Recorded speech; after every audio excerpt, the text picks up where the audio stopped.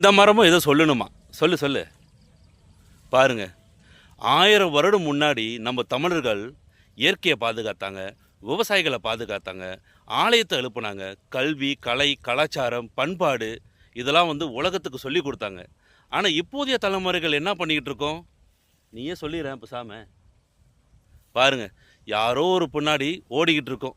இவங்க குடும்ப பிரச்சனை, அவங்க குடும்ப பிரச்சனை, இவங்க பிசினஸ் பிரச்சனை, அவங்க பிசினஸ் பிரச்சனை பத்தி பேசிக்கிட்டு இருக்கோமே தவிர, ஆனா இயற்கைய வாழ வைப்போமே, விவசாயிகள வாழ வைப்போமே அப்படி சொல்லி யாருமே பேச மாட்றாங்க. அப்படி சொல்லி மரம் சொல்லுது.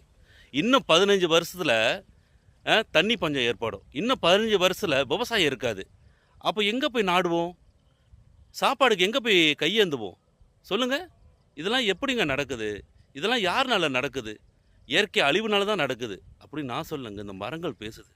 இவ்வளோ கஷ்ட நஷ்டத்தையும், வெயிலையும் தாங்கிக் கொண்டு, நம்ம செய்ற சோதனையும் தாங்கிக் கொண்டு, இயற்கை பேரிடர்னால கஷ்டப்பட்டு இந்த மரங்கள் ஒரே இடத்துல நின்னு வாழுதுங்க. இதுகிட்ட போய் எங்கேயாவது பேசுறோமா? அந்த மரத்துக்கிட்ட, "எப்படி இருக்க? நல்லா இருக்கியா? நீ என்னை வாழ வைக்கிற. அடுத்த தலைமுறைய வாழ வையி. உன்னால 4 பிராணிகள் வாழப்போது." அப்படி சொல்லி ஏதாவது ஆறுதலா 4 வார்த்தை பேசுறோமா? இல்லங்க. இப்படி நான் சொல்லங்க. கஷ்டப்படுற இந்த மரங்கள் என்ட்ட சொல்லுதுங்க. இதெல்லாம் நான் நட்டு வச்ச மரங்கள் என்ட்ட பேசுங்க இதெல்லாம்.